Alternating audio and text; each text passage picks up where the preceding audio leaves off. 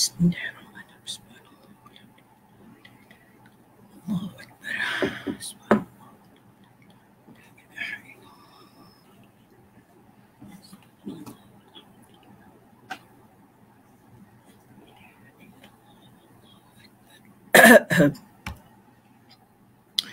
Bismillahirrahmanirrahim. Alhamdulillah nahmaduhu wa nasta'inuhu wa nastaghfiru bih wa natubu ilaihi min syururi anfusina wa min sayyiati a'malina man yahdihillahu fala mudilla lahu wa man yudlil fala hadiyalah. Asyhadu an la ilaha illallah wa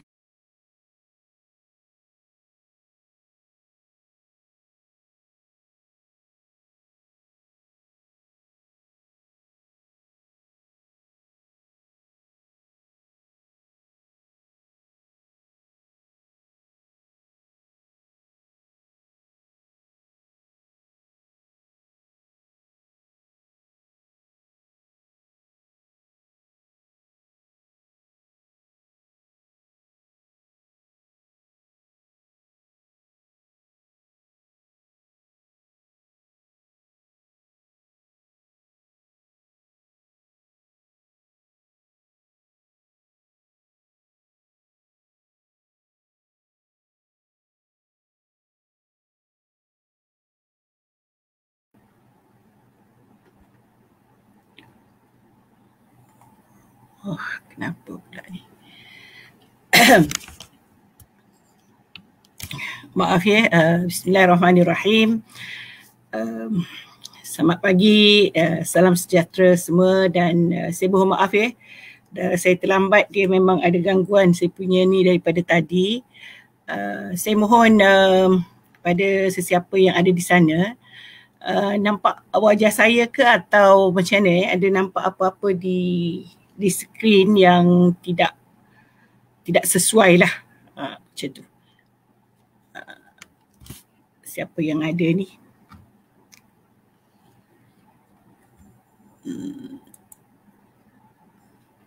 Elvira, Waalaikumsalam warahmatullahi. Ada apa-apa ke? Saya punya komputer ni okey Sekejap, saya nak tengok dalam handphone saya okey ke tak okey. Sebab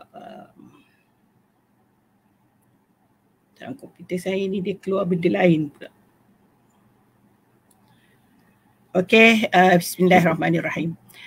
Saya mohon maaf dengan beberapa gangguan yang daripada pagi ni. Bunda dah standby sebenarnya awal tapi berpeluh-peluh nak selesaikan. Dan 2-3 kali jugalah dia problem saya punya komputer ni. Orang kata nak minta ganti tapi saya sayang untuk ganti. Selagi boleh pakai, bunda gunakan. Mudah-mudahan semua sihat sejahtera diizinkan Allah Subhanahu wa taala. Masya-Allah, tabarakallah, kita berada lagi pada hari yang mulia ini. Kita ditemukan lagi hari ini hari Khamis Hari ini hari Khamis.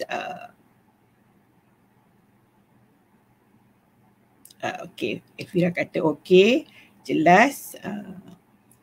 Okey. Hari ini adalah kita berada di ayat yang ke-36 Kita ayat yang ke-36. Sebenarnya bonda dah baca sikit hari tu tapi sikit sangat. Apapun saya bonda ulang sikit apa yang kita baca sebelum ini. Sebelum ini kita baca ayat 34, 35 dalam menceritakan masalah kekeluargaan. Sekiranya ada riak-riak perpecahan berlaku, perlulah ada wakil daripada pihak suami dan wakil pihak isteri untuk mendamaikan mereka. Bukan menambahkan kekeruhan tetapi mendamaikan. Dan sekiranya mereka mahu berdamai ditaufikkan Allah Subhanahu wa taala, maka itu ada lebih baik dan Allah itu Maha Tinggi. Hari ini kita baca ayat yang lain ayat yang ke-36. A'udzubillahi minasyaitonirrajim. Bismillahirrahmanirrahim. Wa'budullaha wa la tusyriku bihi syai'a. Sembahlah Allah, beribadahlah kepada Allah dan jangan kamu syirikkan dia dengan sesuatu. Okey. macam Bonda sebutkan yang lepas bahawa kita telah baca pun ayat mengatakan kita mesti jauhi dosa besar. Dan di antara dosa besar ialah mensyirikkan Allah. Jadi hari ini Allah, kita baca firman Allah seterusnya di mana Allah mengingatkan kita supaya kita jangan mensyirikkannya. Dan Allah sebut di awal sebelum perkataan syirik, Allah sebutkan wa'budullah, sembahlah Allah, beribadahlah kepada Allah. Sebenarnya untuk menjauhi syirik ialah beribadah kita kepada Allah. Meskipun orang kata ada beza tu, syirik itu berkaitan dengan iman, ibadah itu berkaitan dengan rukun Islam. Sebenarnya dia berkait rapat. Semua sekali itu kan kita mesti ada 3, iaitu Islam, iman dan ihsan. Ketiga-tiga ini ada kurang di sana sini, maka kita juga kurang dari segi ataupun ada masalah dari segi akidah, ada masalah dari segi agama kita. Sebab macam Bonda sebutkan, kalau kita ada ibadah Islam, ada iman tetapi kita tidak ada ihsan, kita juga kurang. Kerana ihsan itu adalah penguat kepada keimanan kita. Ihsan itu apa? An ta'budallah, hendaklah kita menyembah Allah ka'annaka tarah, seolah-olah kamu lihat dia melihat kamu. Fa illam takun tarahu, kalaulah kamu tidak nampak dia, fa innahu yarak, Allah itu melihat kamu. Jadi itu dikatakan ihsan. Maksudnya apabila kita beribadah, sebab disebut awal ni ibadah, maka kita lakukan dengan merasakan bahawa Allah sedang melihat, memerhati kita. Kalaupun kita tahu bahawa kita tidak dapat melihat Allah, tetapi kita mesti sedar, yakin bahawa Allah sedang perhati kita. Allah sedang lihat kita. Allah tahu apa yang ada dalam hati, apa yang kita lahirkan dan apa yang kita lakukan. Jadi kalau ibadah tadi, wa'budullah, sembah, of course lah kita kata kalau sebut sembah itu kita selalu kaitkan dengan solat. Sebenarnya ibadah itu merangkumi banyak perkara. Dan yang paling penting untuk kita orang Islam ialah rukun Islam 5 perkara. Kan? Kita mengucap. Kita mengucap tu kebanyakan kita mengucap hanya dalam solat. Sebenarnya kita ucap sentiasa memperbaharui syahadah kita. Memperbaharui syahadah dalam arti kata mengimani, meyakini dan adanya ihsan dalam syahadah kita. Bila kita mengucap asyhadu an la ilaha illallah wa asyhadu anna Muhammadar Rasulullah, tiada Tuhan yang disembah melainkan Allah, maka kita letak dalam hati kita, dalam ingatan kita bahawa yang kita sembah itu ialah Allah sahaja, semata-mata, tiada yang lain. Sebab itu kalau kita berdepan masalah, satu perkara yang perlu kita sebut asyhadu an la ilaha illallah wa asyhadu anna Muhammadar Rasulullah. Supaya kita yakin bahawa apa masalah yang datang itu daripada Allah dan dialah yang boleh membantu kita untuk menyelesaikannya. Ibadah kita yang pertama tadi syahadah. Yang kedua tentulah solat, dan solat itu juga dalamnya ada syahadah, dan solat itu adalah perbicaraan kita, munajat kita, rayuan kita, permohonan kita, doa. Yang paling penting solat itu sebenarnya maknanya dari segi lughat ialah doa. Dia seluruh solat itu sebenarnya doa. Doa kita, bila kita berdoa, kita memohon, kita meminta, kita merayu. Itu ibadah pada Allah Subhanahu Wa Taala. Okay? Kemudian kita berpuasa. Puasa yang wajib ialah puasa bulan Ramadan. Kalau ada yang tertinggal, sila ganti. Itu ingatkan diri sendiri dah, sebab Bonda ada yang baru ni tak tertinggal, tapi yang lama masih lagi ada dan saya bayar fidyah yang lepas kerana memandangkan saya tak sihat. Kemudian selepas itu kita diminta untuk mengeluarkan zakat. Mengeluarkan zakat. Jadi zakat ini pun ada macam-macam. Zakat fitrah yang macam-macam itu zakat harta lah. Harta yang wajib kita keluarkan zakat. Zakat fitrah orang, saya yakinlah kita ni 90% keluarkan zakat fitrah. Yang tak keluarkan tu memang degil lah. Zakat harta ni selalu orang lupa. Banyak perkara yang saya tak huraikan panjang. Ada emas yang dipakai, ada emas tak dipakai. Emas tak dipakai wajib keluarkan harta kalau sampai dia punya nisab. Harta pun begitu, cukup hal semua kita kena. Ada yang katakan cukup zakat pendapatan. Jadi kepada sahabat yang bekerja, yang boleh, maksudnya dia kena cukai, dia boleh tukarkan cukai itu kepada zakat. Kemudian menunaikan haji. Menunaikan haji kepada liman istata', yang berupaya. Upaya ni ada banyak macam. Upaya dari segi harta keuangan yang digunakan cukup atau tidak. Upaya kita melihat kepada yang kita tinggalkan itu, ada tak yang beri makan, ada tak yang jaga kalau anak kecil, ada yang jaga dan sebagainya. Dan macam-macam lagi. Tetapi sebenarnya kadang-kadang minta maaf lah selalunya nak seribu daya tak nak seribu dalih. Banyak berlaku saya lihat mereka mempunyai kemampuan yang lebih. Mereka menambah harta di sana sini. Mungkin tambah harta itu untuk tujuan masa depan, untuk tujuan anak-anak. Tapi sampai bila kalau kita tidak begitu berusaha untuk betul nak pergi, tidak tanam dalam hati untuk pergi, kita tak akan pergi. Kita duit tak pernahnya nak cukup. Kita ada sekian, kita dah bayang nak beli apa. Sebab ini nanti pulangannya sekian-sekian. Oh baik, saya beli rumah, boleh saya buat homestay. Setiap bulan saya boleh dapat sekian. Saya beli rumah boleh dapat ini.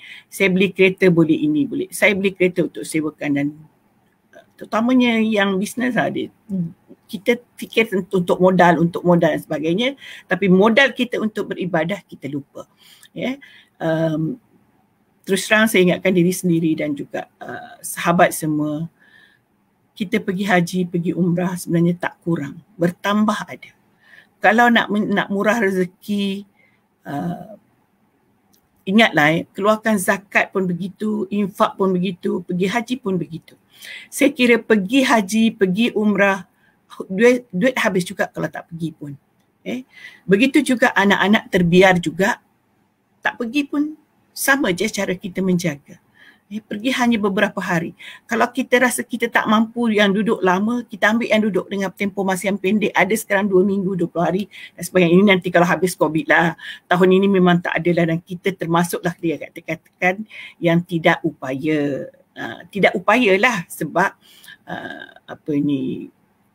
demi kesihatan. Terutamanya yang berumur dan sebagainya macam saya ni lah. Maaf cari air pula saya ni.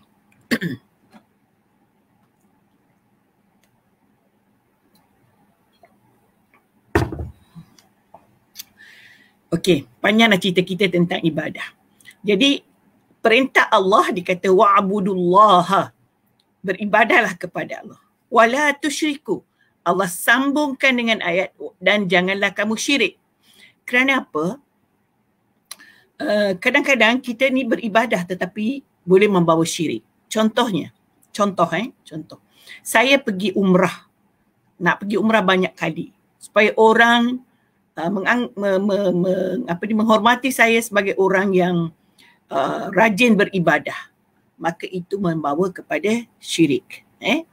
Saya pergi haji walaupun macam Bunda sebutlah tadi, kali ni kena pergilah sebab orang semua tahu saya kaya tapi tak pernah pergi. Pergilah. Kalau niatnya begitu, ingat Allah kata wala tusyriku billah. Kita tidak boleh syirikkan Allah dengan makhluk lain. Kita pergi kerana dia perintah Allah. Kita pergi kerana kita diperintahkan Allah untuk pergi. Masya Allah, saya nak ceritakan perkara ini kadang-kadang rasa sayu sebab kita pun tak tahu. Benda pun rasa ya Allah jauhkan daripada sifat-sifat begitu. Kita berinfak, kita beribadah, kita keluarkan infak, tapi kita beritahu orang dan kita pun cakap beritahu orang supaya orang lain ikut. Betul lah kalau itu niat kita. Tetapi memberitahu itu adalah satu perkara yang kalau boleh tak payah beritahulah. Kita boleh suruh, kita boleh kita boleh saja bagi motivasi orang berinfak tanpa memberitahu bahawa kita berinfak. Melainkan kalau ada sebab-sebab tertentu orang nampak dan sebagainya, itu boleh jauhkan daripada sebut berapa yang kita bagi. Berapa ramai orang memberi, dia kata jangan beritahulah, orang tanya nak tulis ke nama, tak payahlah. Itu adalah membantu supaya kita tidak menjadi riak dengan apa yang kita lakukan. Bukan tak boleh, maksudnya mungkin tujuan kita, niat kita baik supaya orang lain semua juga mengikut. Tapi kalau kita tak kuat, kita tak kuat hati kita, tanya hati kita kuat mana. Nanti orang puji sikit kita jadi berubah, kita jadi tumbang dengan pujian itu. Saya rasa lebih baik kita tak usah, tidak perlulah kita war-warkan. Dia ada kaedah sebenarnya ibadah ni. Kalau wajib, kita memang digalakkan war-warkan supaya mengingatkan orang lain. Tapi kalau sunat, tidak perlu diwar-warkan, tidak perlu disebut-sebut. Dan perkara ini sangat-sangat perlu kita faham dari segi ibadah. Kemudian sebab Allah dah sebutkan tu, bila sebut ibadah saja ada wala tusyriku bihi, jangan kamu syirikkannya. Walaupun kita selalu sebut syirik itu ialah sesuatu yang boleh kita kata syirik itu ialah menyekutukan Allah, menyembah selain daripada Allah. Tetapi ada perkara-perkara harian kita yang kita sedar walaupun ibadah boleh pergi kepada syirik. Jadi kita berhati-hati. Jangan takut, tak susah pun. Tak susah pun untuk mengelakkan syirik. Ingat bahawa setiap yang kita buat itu kerana Allah. Tidak perlu kita cerita dengan orang. Tidak perlu kita sebut kepada orang. Tidak perlu kita memberitahu orang saya berpuasa setiap masa yang disunatkan oleh Allah. Saya solat, semua solat sunat. Saya bangun malam, saya bangun siang, bangun malam, solat duha, solat apa. Semua solat saya sebut, cerita dengan orang. Itu tidak wajar lah Satu lagi mungkin menjadi perkara yang kita menjadi masalah sekarang kerana adanya media sosial. Kadang-kadang kita tidak sengaja untuk bercerita tetapi tercerita. Sebab tu kadang-kadang kalau benda-benda simak balik. Ada tak macam riak kalau riak, ubah sikit ayat, kita edit, ubah sikit ayat supaya tak nampak riaknya. Dia ada cara untuk mengajak orang berbuat baik, ada cara yang menutup riak kita ataupun menjauhkan kita daripada sifat riak. Kita ada siapa ni? Maza Adri. La adri syait minki ya binti. Dia makna Maza Adri tu apa yang aku tahu. Pandai dia cari nickname.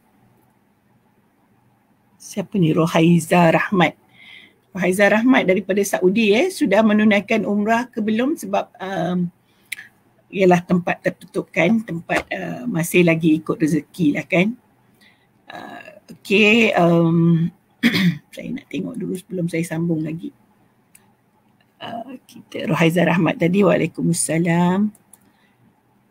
Izzah, siapa ni? Mas Adri juga.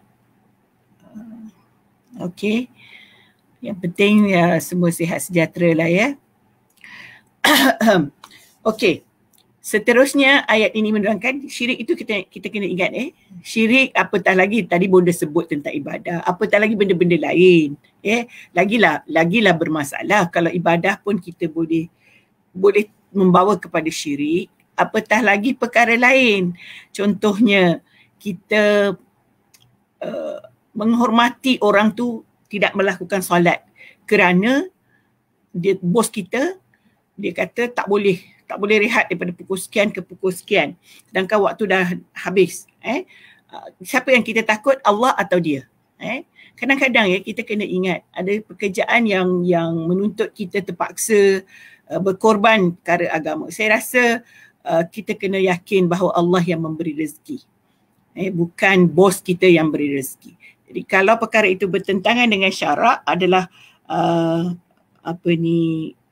patut kita tinggalkan. Rohaizat kata belum lagi bonda sedang menanti giliran. Ya, sabar itu juga dapat pahala Rohaizat. Doakanlah kami di sini. Doakan semua penyakit wabak ini pergi dengan segera, berada di tanah haram, insya-Allah doa makbul.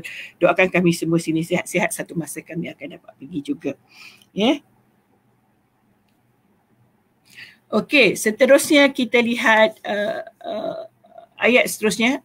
Sebab tajuk saya ialah, tajuk yang mau diberi ialah kita jangan angkuh. Jadi syirik pun sebenarnya tadi keangkuhan boleh membawa kepada syirik. Kita angkuh dengan kita punya kewaraan.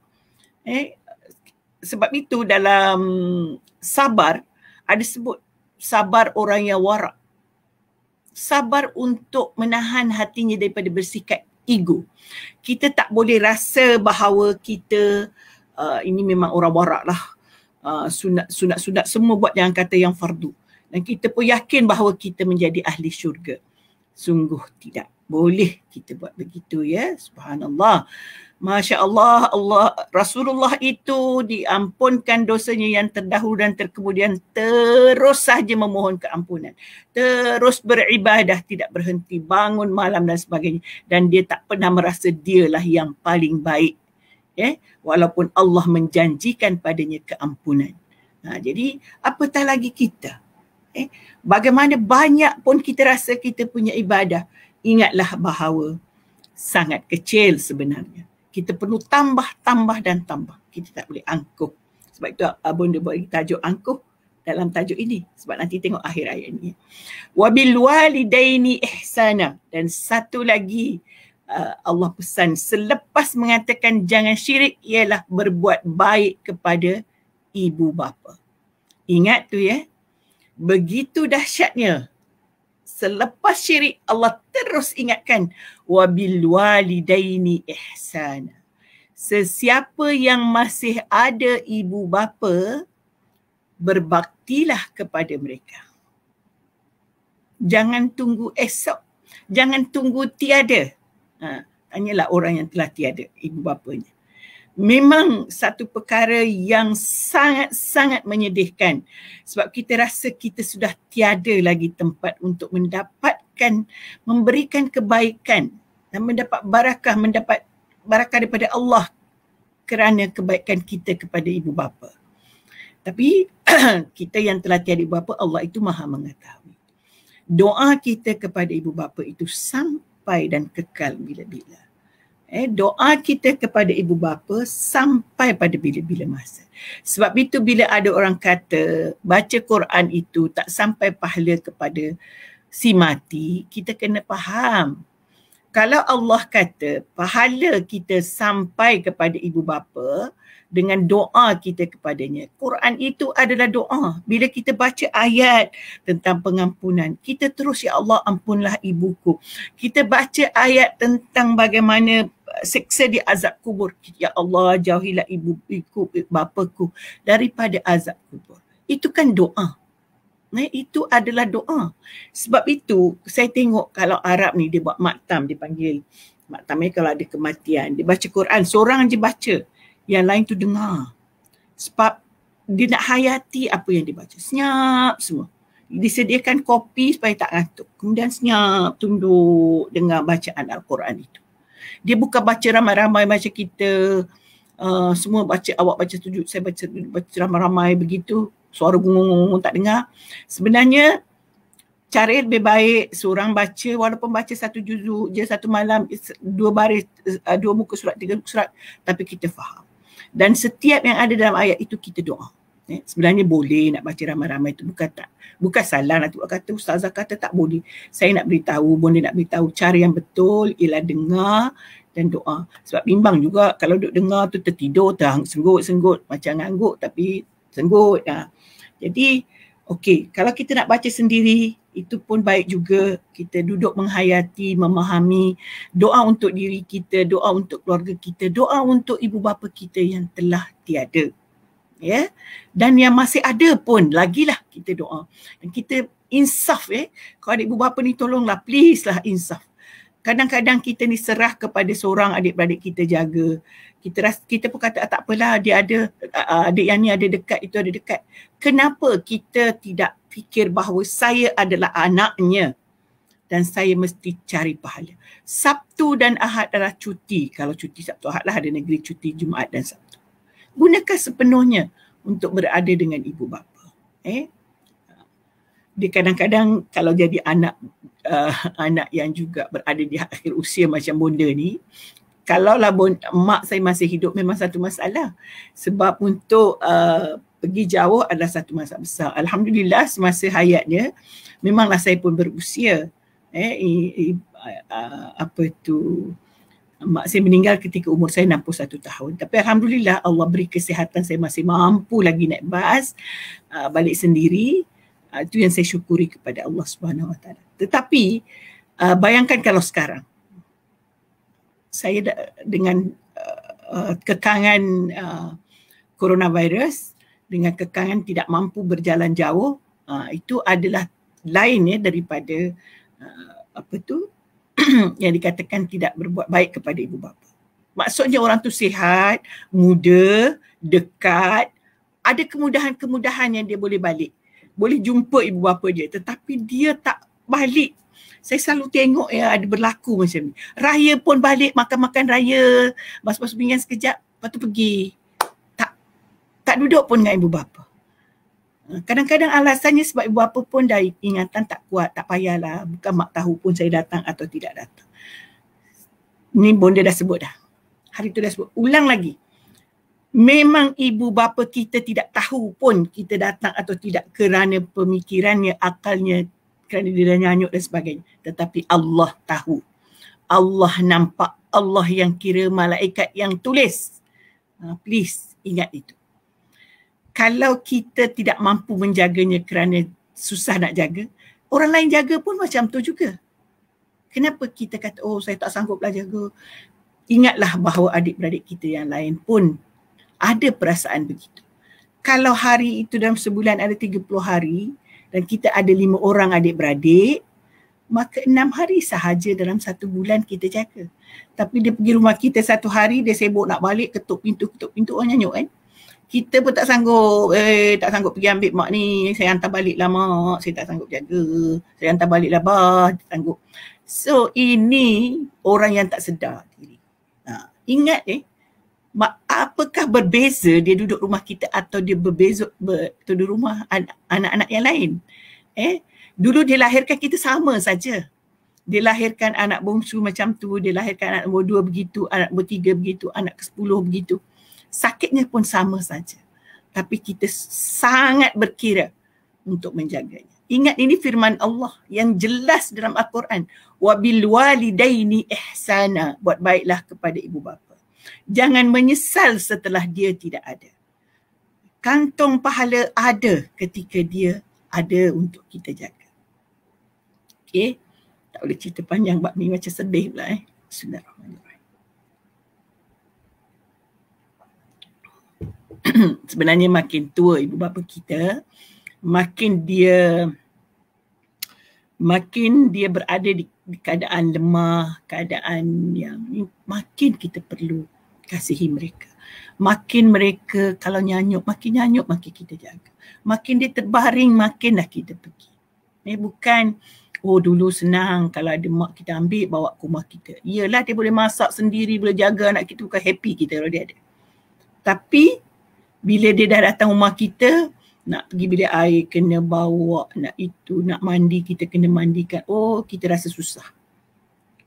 Itulah penyakit yang banyak berlaku sekarang ini. Jadi apa yang saya nak sebutkan pada semua, ini ayat Quran. Nasnya sarih. Jadi janganlah kita nak mengelak di sana sini. Tiada ruang untuk elakkan diri. Kemudian wabizil qurba wal yatama wal masakin. Wabizil qurba, dan orang yang hampir dengan kita. Orang yang dekat dengan kita. Bizil qurba ni contohnya kalau kita ada adik, ada anak saudara, anak kita lah utamanya, isteri, anak, suami.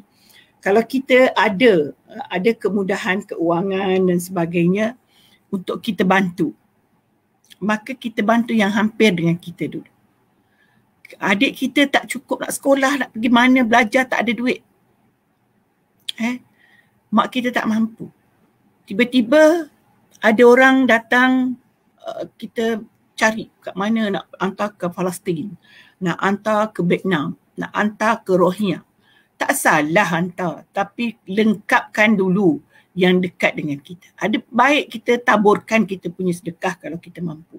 Tapi kalau kita ada duit RM10 dan adik kita perlukan duit RM10, adalah elok bagi kepada adik kita daripada bagi kepada orang lain. Saya duduk Selangor, adik saya duduk Selangor. So saya bagi-bagi yang duduk di Perlis sana, orang lain yang saya tak kenal. Tetapi kita lihat pula keperluan. Mungkin adik kita ni ada cukup makan. Cuma keperluannya ialah tadilah saya kata, maka kita boleh bagilah benda tu. RM10 tu, bagi sikit sebab yang sana tu langsung tak ada benda yang nak makan. Kita walaupun jauh, kita bagi dia. Sebab dia dah tak ada benda nak makan. Kita bagi, itu adalah lebih baik. Sebab itu, jangan pula hari ni saya kata bagi bizil kurba dahulu, baru bagi yang jauh. Tak, kita melihat juga ada pertimbangan lain yang wajar kita lihat. Tetapi kalau ada dua keadaan, contohnya kita ada orang yang hampir dengan kita, ada anak saudara yang nak makan pun tak ada. Kemudian ada orang lain jauh daripada kita tak kenal pun, nak makan pun tak ada. Tapi kita kadang kita baca dalam media sosial, maka kita klik, kita bagi orang yang jauh tu. Anak saudara kita tak bagi. Dia tinggal kelaparan. So ini tidak betul. Kita bagi dulu bizil kurba yang hampir dengan kita. Anak kita pun. Anak kita. Sekarang ni dalam suasana PKP ni, kita lihat menantu kita tak ada kerja, hilang pekerjaan. Kerana kerana wabak ni. Hilang pekerjaan. Cucu-cucu kita nak makan pun susah. Kita tidak boleh bakhil kepada mereka. Kena bantu dan bantu.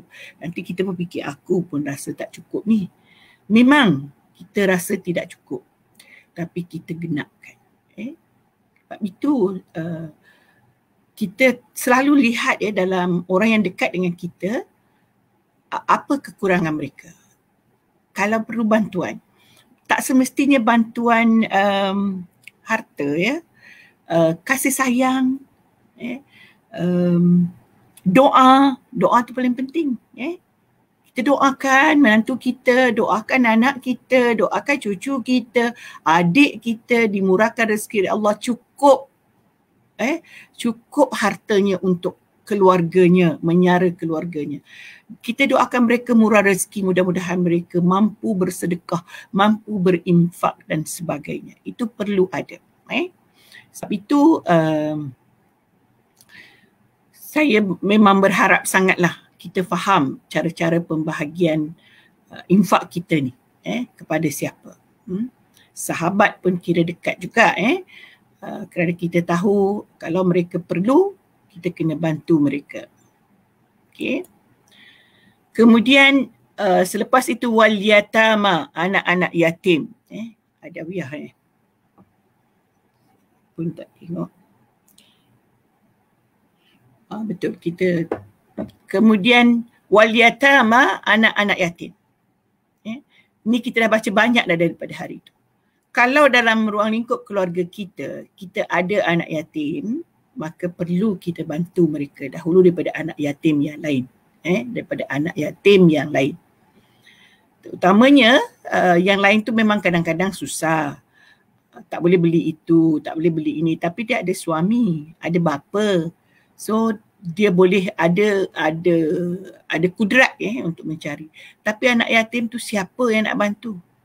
Bapanya tiada lagi, bukan tak ada kudrat, tiada lagi. Tiada apa-apa. Jadi itu perlu diberikan bantuan. Tapi kalau kita nak melihat dengan sebut berbezil kurba tadi, kita lihat dulu kalau ada anak yatim dalam keluarga kita, beri dia dulu. Kalau tak ada, baru kita pergi jiran, pergi yang saudara mara yang jauh, dan juga dalam lingkungan kita. Kalau kita tahu kita ada tempat kawan, satu tempat kerja meninggal contohnya, meninggalkan anak yatim, maka kita perlu sentiasa membantu. Okey. Wal masakin. Masakin ni orang miskin lah, orang yang susah. Dia bukan anak yatim, dia ada suami, ada ni, tapi dia miskin. Miskinnya tu pun kita rasa memang dia dah tak ada upaya dah. Mungkin kadang-kadang kecacatan, tidak boleh bekerja, penyakit dan sebagainya. Itu kita aulawiyat dalam pemberian nafkah. Kita tengok kalau dia sihat walafiat, itu ada masalah sikit untuk kita sentiasa bantu, sebab dia boleh sahaja mencari harta sendiri dalam sekarang ini. Tapi PKP ni mungkin susah sikit lah. Tapi orang yang bijak sentiasa mencari peluang untuk mendapatkan rezeki yang baik dan memohon kepada Allah. Bermohon kepada Allah, berdoa kepada Allah, beristighfar banyak-banyak.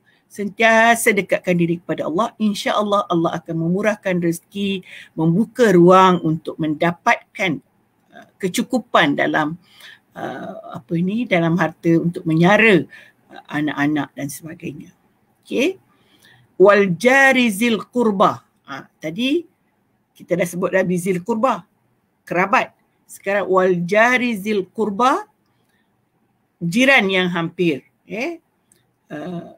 Jiran, dahlah jiran, kerabat pula. Kadang-kadang kita ni duduk satu keluarga ni, beli tanah sebelah. Itu lagilah dia jiran, kemudian dia kerabat. Wal jaril junub, jiran yang paling hampir. Jiran kita tadi kalau ada juga memaknakan jari zil qurba itu rakat, jiran yang dekat, kemudian jiran yang jauh. Kita ni duduk di bandar ni, kalau duduk rumah teres, banyak jiran ni, ramai jiran. Tapi kita utamakan dulu yang sebelah menyebelah dengan kita. Kemudian barulah barisan belakang, barisan depan, barisan kita. Tetapi macam Bonda sebut, kita juga memilih ataupun menentukan yang perlu bantuan yang lebih. Prioriti tu kena lihat. Mungkin jiran kita yang dekat dengan kita ni senang atau senang sikit, berbanding dengan yang jauh sikit itu terlalu sangat memerlukan bantuan, maka kita berilah bantuan. Ulang lagi, bukan harta saja, tapi ialah bantuan-bantuan yang lain. Bantuan nak jaga, kadang-kadang kita terpaksa pantau tengok anak-anak mereka yang keluar dan dia mungkin tiada di rumah. Saya pernah lah terjumpa anak bekerja, ibunya agak nyanyuk sedikit. Kebetulan itulah bukan jiran rumah sini, jiran rumah lain. Jadi saya tak kenal lah kan. Bila dia bercakap tu, Bonda jadi percaya. Dia kata cucu dia kena ambil orang, saya pun kena culik orang.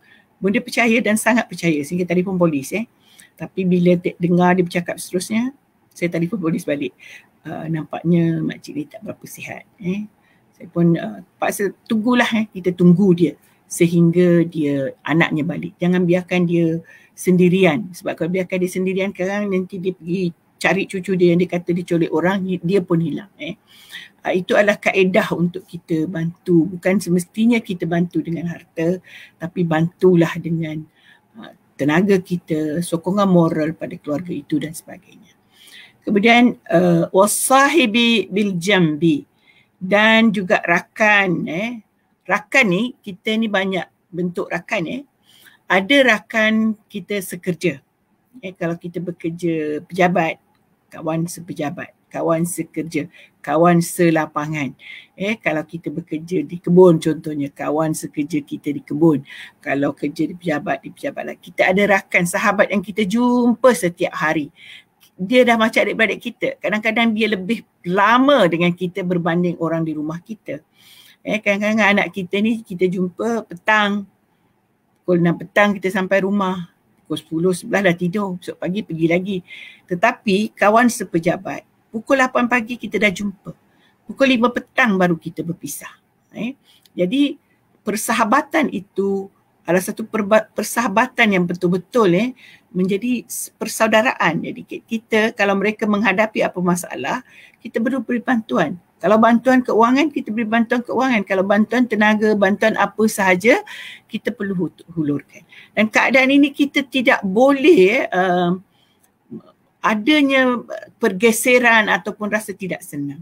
Saya rasa gini dalam hidup kita, sebab benda pun pernah ada rakan sepejabat, benda pun pernah muda.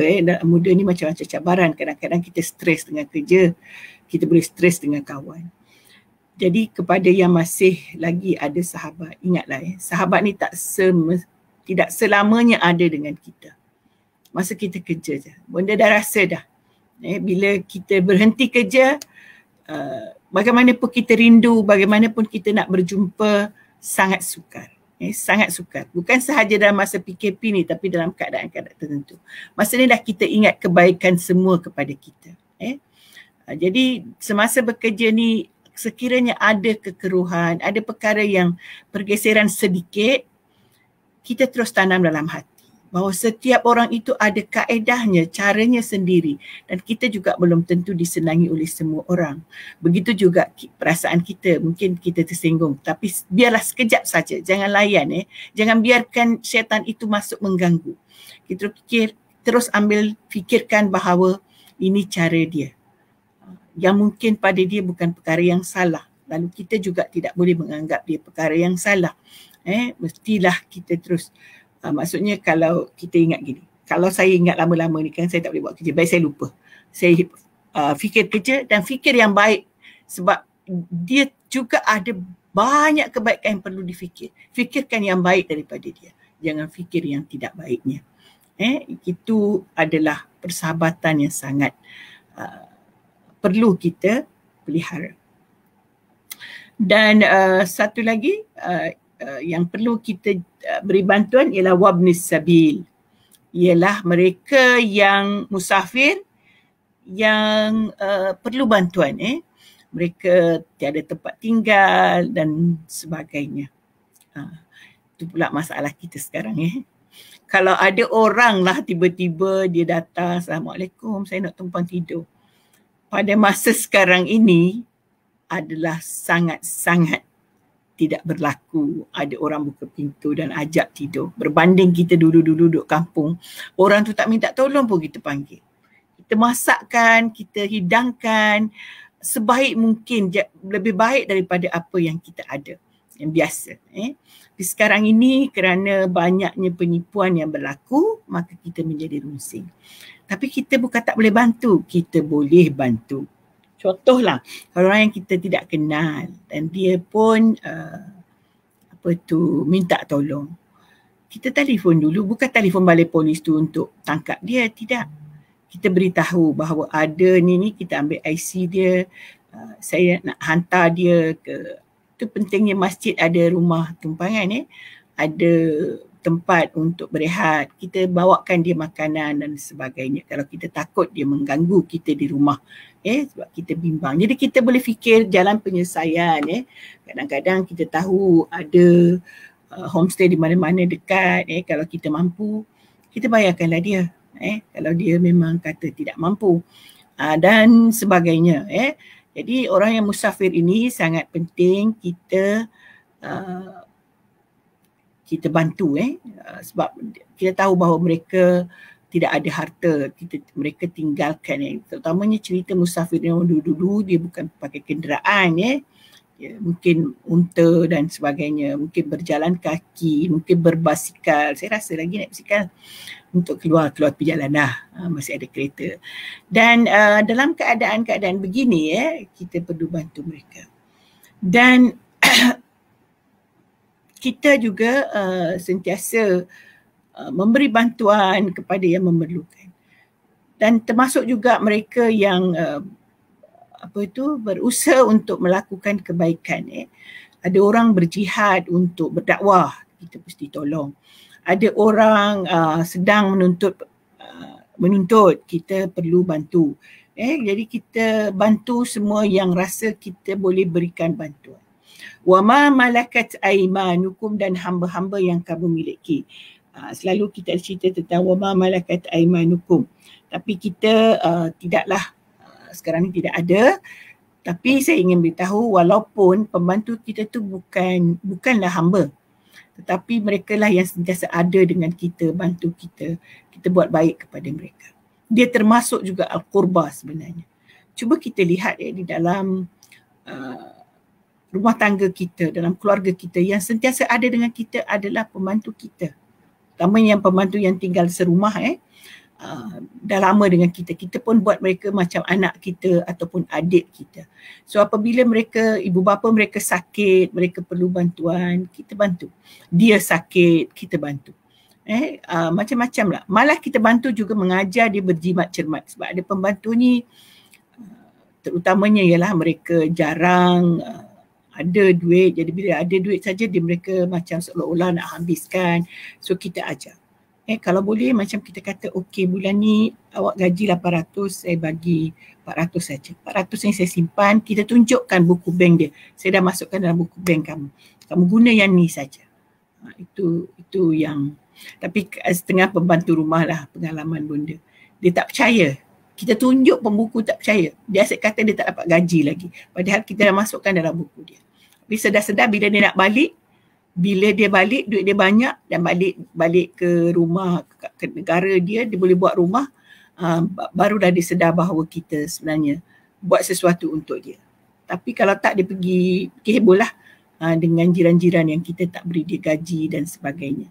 Ini banyak berlaku. Kita banyak bersabarlah, kerana kalau kita niatkan yang baik, insya-Allah dapat yang baik. Kita doa yang baik, dapat yang baik. Okey. Inilah dia sebabnya benda beri tajuk kita pada hari ini. Jangan kita angkuh. Innallaha la yuhibbu man kana mukhtalan fakhura. Sesungguhnya Allah itu tidak suka kepada orang yang takabur, orang yang membangga-bangga diri. Jadi dia ada berkaitan dengan semuanya dengan apa yang Allah sebutkan tadi. Contoh, wabil walidaini ihsana. Kita tidak boleh ego, takabur kepada ibu bapa kita. Katalah ibu bapa kita tu dulu jaga kita lebih kurang. Bukan lebih kurang, kita rasa. Na'udzubillah. Kadang-kadang ada anak ni merasakan dia dipinggirkan semasa dia dulu, masa dia kecil. Dia anak yang tidak disayangi, perasaan dia lah. Saya rasa ibu bapa tak ada buat macam tu kot. Jadi bila ibu bapa dia berada di umur tua, dia kata tak apalah, mak sayang dia sangat, biar dia yang jaga. Sebenarnya dalam berbuat baik kepada ibu bapa, dia tak ada syarat. Tidak ada prasyarat mengatakan ibu bapa yang baik kepada anak-anaknya, maka anak-anaknya perlulah berbuat baik kepada ibu bapanya. Walaupun ibu bapa itu tinggalkan you di tepi jalan semasa kecil, kita wajib berbuat baik kepadanya. Kita tidak boleh angkuh. Dulu mak tak suka saya, miskin. Dapat suami miskin, sebab tu mak tak kisah pun. Kalau saya datang, tak adalah mama nak jamu kami makan sedap-sedap macam menantu-menantu mak yang lain. Kita sekarang tengok saya dah buat macam tu juga. Ego. Please, tak boleh ada angkuh. Allah Subhanahu Wa Taala sangat murka kepada kita.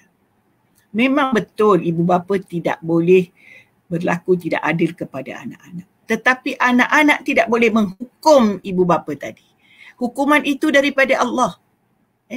Kita malah memohon ampun kepada Allah.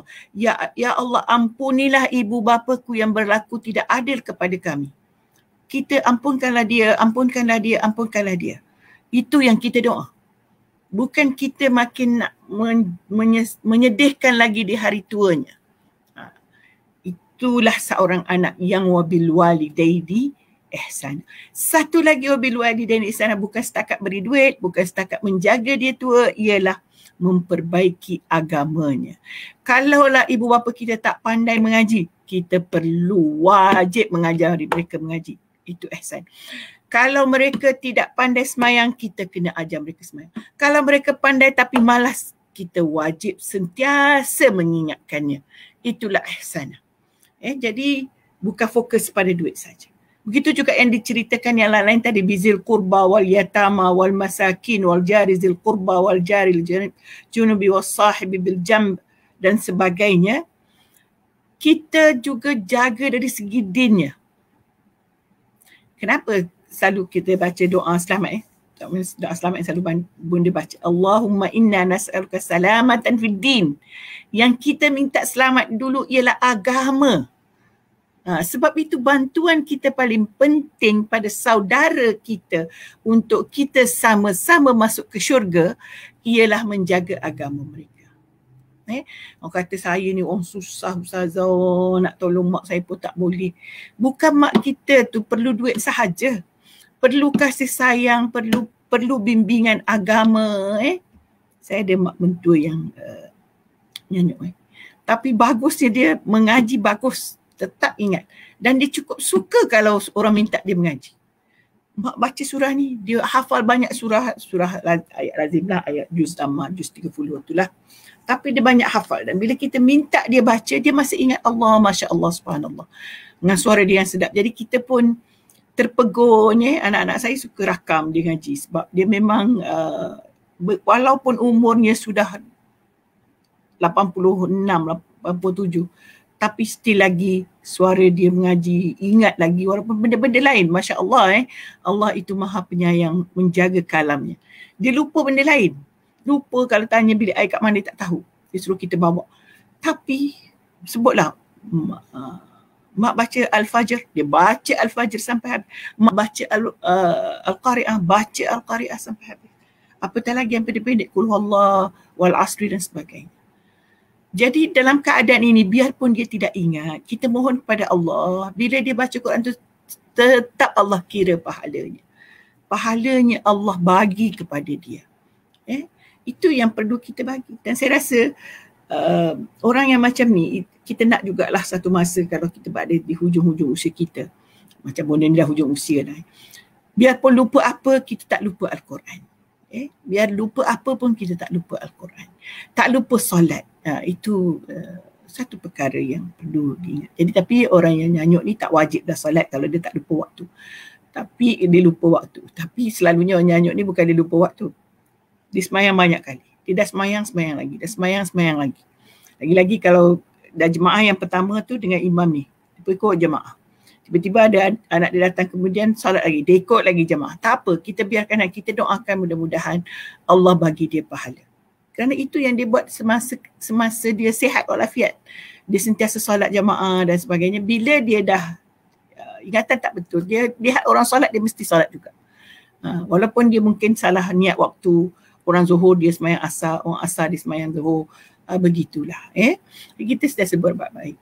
Jadi sebab itu Allah kata janganlah kita ego. Kita ego lah namanya kalau kita tidak membantu orang, kita lihat ada anak yatim kita tak bantu, itu ego kita. Jiran kita marah pula. Itulah malas.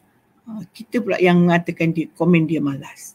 Sedangkan kita tak tahu sebenarnya apa yang diusahakan. Sekarang ni manusia duduk rumah pun boleh dapat duit. Jangan fikir malas duduk rumah saja. Duduk rumah pun boleh dapat duit. Boleh berniaga online dan sebagainya. So kita jangan hukum orang sebab kita tidak tahu. Jangan kita berikan persepsi kita sesuai wenang-wenangnya. Bila mereka perlukan bantuan, kita hulurkan bantuan. Bila mereka perlukan apa-apa, kita berilah apa yang sepatutnya. Kita sangat-sangat perlu, saya tak tengok jam sekarang. Kadang saya bercakap ni lupa. Betul pun dah 11.31. Okey, apa Ruziah cakap ni agak panjang. Komennya kita tengok sekejap.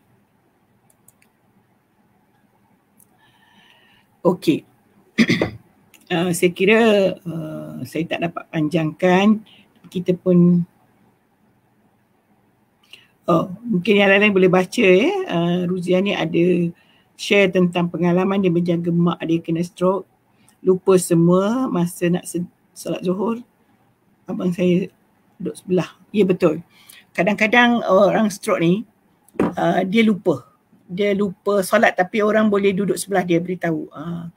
Okey Fatihah, dia baca Fatihah. Saya pernah lihat orang tu boleh berjalan cergas, bukan cergas lah maksudnya, boleh bangun, boleh rokok, boleh sujud dan sebagainya, tapi dia lupa nak baca. Ya, sehingga orang terpaksa bacakan dan dia ikut. Bagaimana Allah nak bagi pahala kepada penjaga, ya? Pahala menjaga kepada orang yang menjaga, kepada orang yang pada orang yang, maaf ya Ruziah, saya terpaksa ni sebab punya tu panjang, orang lain boleh baca lah dan sebenarnya kalau ada orang sakit rumah kita tu, kita syukur kepada Allah. Bukan syukur maksudnya syukur dia sakit. Syukur Allah bagi kita peluang untuk berkhidmat dan dapatkan pahala. Sampai kita mendoakan dia sihat, bukannya kata doakanlah dia tak sihat supaya kita dapat pahala. Tak.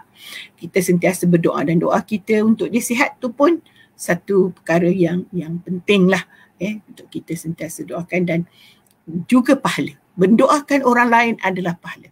Ingat doa sebenarnya, ada orang sakit tu, Allah mahu kita dapat pahala berdoa.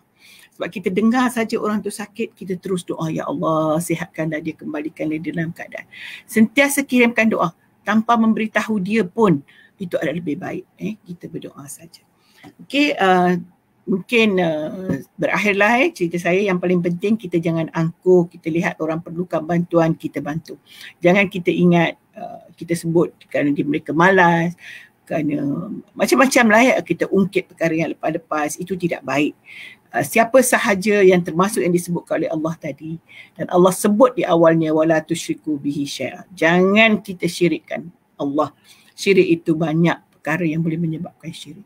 Jadi okey, kita sudahi pertemuan kita dengan baca doa selamat yang boleh disebutkan. Kita minta keselamatan dari segi agama kita, jasad kita, ilmu kita dan sebagainya. Bismillahirrahmanirrahim. Allahumma inna nas'aluka salamatan fid din wa afiatan fil jasadi wa ziyadatan fil ilmi wa barakatan fil rizqi wa taubatan qabla al maut wa rahmatan ba'da al maut wa maghfiratan rahmatan indal maut wa maghfiratan ba'da al maut. Allahumma hawwin alaina fi sakaratil maut wa najatan minan nar wal afwa indal hisab. Rabbana la tuzigh qulubana ba'da idh hadaytana wa hab lana min ladunka rahmah innaka antal wahhab. Rabbana atina fid dunya hasanah wa fil akhirati hasanah wa qina adzabannar. Bismillahirrahmanirrahim.